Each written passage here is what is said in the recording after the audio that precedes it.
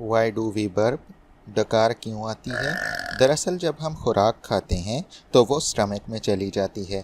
Sometimes food के साथ साथ हवा या गैस वगैरह भी मैदे में चली जाती है। इस इजाफी गैस या एयर को बर्पिंग या डकार के थ्रू बॉडी से रिमूव किया जाता है। There are many ways by which air can enter into our stomach and cause burping. For example, number 1, quick eating. जब हम तेज़ी से खाना खाते हैं तो साथ साथ बहुत सी एयर को स्वालो कर रहे होते हैं। इस एक्स्ट्रा एयर को बॉडी से एक्सपेल करने के लिए बर्पिंग या डकार आती है। Second number, drinking. स्पेशली जब हम बेवरेजेस को स्ट्रा के थ्रू ड्रिंक करते हैं तो स्ट्रा में मौजूद एयर हमारे स्टमक में एंटर हो जाती है। वो एयर बाद में बॉडी से बाहर रिमूव होती है तो बर्पिंग काज करती है। Third number, carbonated drinks.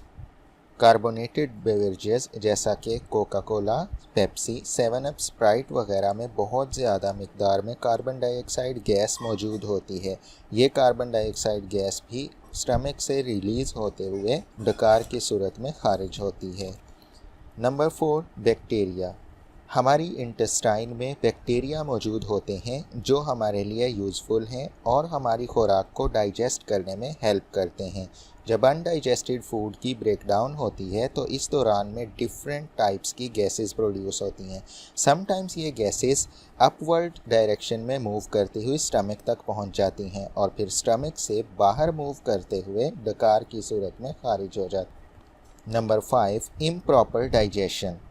Sometimes अगर हम ज़्यादा खाना खाते हैं या बॉडी के अंदर गैस्ट्रोइंटेस्टाइनल ट्रैक्ट के किसी भी डिसऑर्डर की वजह से कोई गैस वगैरह प्रोड्यूस हो जाती है तो वो गैस भी बॉडी से बाहर रिमूव होते हुए बर्पिंग काज करती है।